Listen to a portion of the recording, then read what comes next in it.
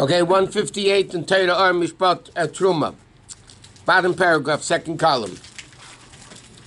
Okay, the Alter Rebbe is explaining that the union of Torah is called Adam, and therefore Hashem basically had to lower himself to come into the level of Adam, because Hashem himself is infinitely greater than that. And then from that level of Adam, Choch Milah, to come into Bria, Tzir, and Asiyah, it has to go through a Tzimtzum.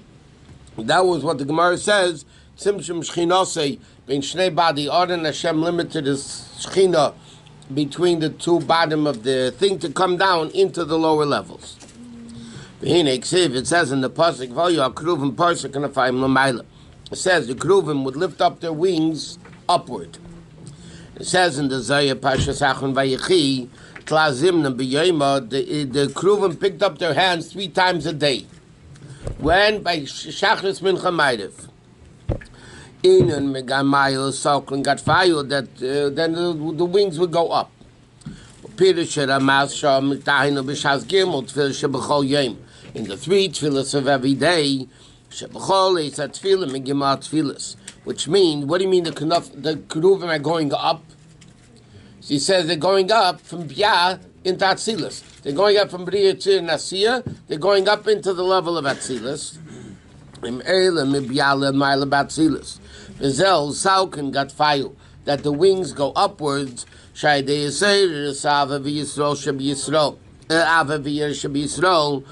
what the davening is the awakening of the Jews in their Avodah. We know that Rabbi says many times in Tanya, Ava and Yira. Why do mitzvahs need Ava v'Yira? Because a bird, in order to fly up, needs 2 wings. You need a right wing and a left wing. So you have the body of the mitzvah, which is the action of the mitzvah. Then you have the kavan of the mitzvah with Ava and Yira. Therefore, what's Ava and Yira? 2 wings. Therefore, when is that revealed? At the time of davening. So therefore, the Zohar says that during the time of davening, the kanofim, the wings of the kruvim go upwards.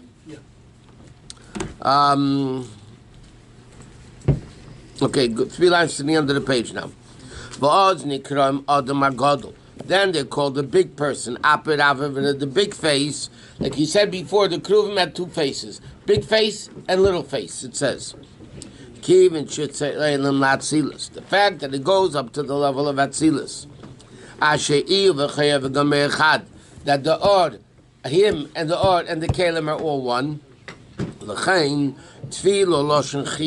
Therefore, tefillah comes in the expression of chibur. Like it says, Naftuli, Niftalti. Why was he called Naftali? So Rashi says, because my husband will be connected to me.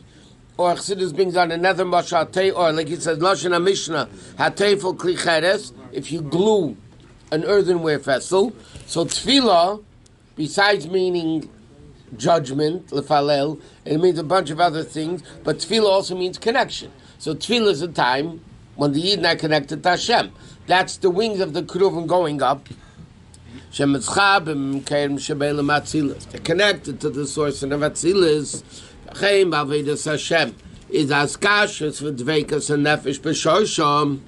Therefore, yesh la Kruvim knafim la'efev l'mayla la'atzilus. Okay? Therefore, why would the Kruvim, again, which represent Hashem coming down, then limiting himself into the base, between the body organ.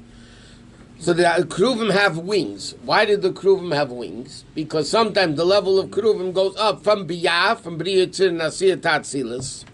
And then the pasuk continues. Pneim ishaloch, they faced one another. Sheshamhem yuchodim bepanim. Because then, when the Yidden daven, and then the wings go up, and then the Kruvim face each other, that's like the level of Matan Torah, are called Panim Bepanim, Dvar Hashem, and therefore he says, that's why at the beginning of the Maamarim, the Rebbe says that Miyitencho Ka'achli, in the time of the Beis HaMikdash, the Jews were brothers of Hashem, meaning they were equal, they had this great Gilui. In time of Golus, they don't. But when the Kruvim go back up, when the Yidden have that relationship, then they're called brothers. Which is interesting because the Gemara says when the Yidden behaved, the Kruvim faced each other. When the Eden didn't behave, they faced opposite each other. Therefore, the Rebbe has a whole sikh on this concept. It's brought down in the Gemara Medrash that when the Goyim came in, when they were destroying the Beis HaMikdash on Tisha B'Av, they went into the Holy of Holies. The Kruvim not only were facing each other, they were hugging each other. That's when the time the Jews sinned. And normally when they sinned, they didn't face each other. So the Rebbe explains the whole thing of husband and wife before going on a journey. They have to have relations. It's a whole thing. The Rebbe explains the greatness of it. But therefore, Leman Acha v'rei adaben Sholem. Therefore, the pasuk says, "Man acha v'rayai," because my brother and my friends, I'll speak peace. What shalom? Chiber v'skashus beis hakruvim. The connection of the two kruvim. Okay, so therefore he says like this: what's the inyan of the Beis HaMikdash? In the time of the Beis HaMikdash, the kruvim faced each other. There was panim b'panim like Matan Torah. The wings went upward. Right? There's all the shaykhos of the Jews elevating themselves from the level of Bri Yitzir Nasir to the level of Atzilus. Okay, but then he says, the next paragraph, Ampei. But once the Beis HaMikdash was destroyed and the Kruvim were buried together with the Aron, right? The second Beis HaMikdash didn't have the Aron. So it was buried. It says Yeshua Navi buried it at the time of the destruction of the first Beis HaMikdash. So it says the second Beis HaMikdash didn't have the Aron. So the Kruvim actually a part of the Aron, like we learned, right? So therefore, they were buried. So now, 1 second. So this level of connection, Achai, doesn't exist. What? On the time of the second Beit HaMikdash, it was Roman that they destroyed the Beit HaMikdash. Yeah, not the Roman, the Babylonians destroyed the first Beit HaMikdash. Okay. Yeah. The second one, the Romans did. Roman. But they went in the Kodesh HaKodashim, they saw them. Not in the second. No, it was the first. The Gemara says, and the Rambam brings it down, that when before the Beis HaMikdash was destroyed, Yeshayahu Navi, Shlomo HaMelech, he says, Shlomo HaMelech knew that first Beis HaMikdash was going to be destroyed. So he built underground tunnels in a crazy, crooked way that nobody would be able to find it.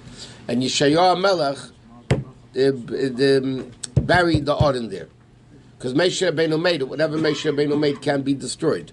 So Moshe Rabbeinu made it, so it still exists, but it's buried somewhere.